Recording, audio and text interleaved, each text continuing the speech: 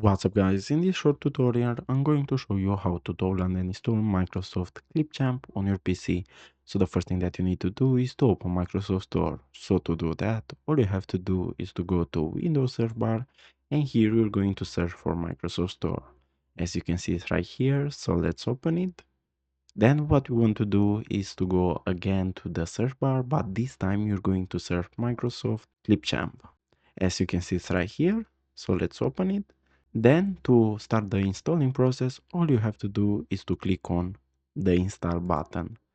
And now all you have to do is to wait for it to be installed. As you can see now, Clipchamp has been installed, so we can open it. So let's do that.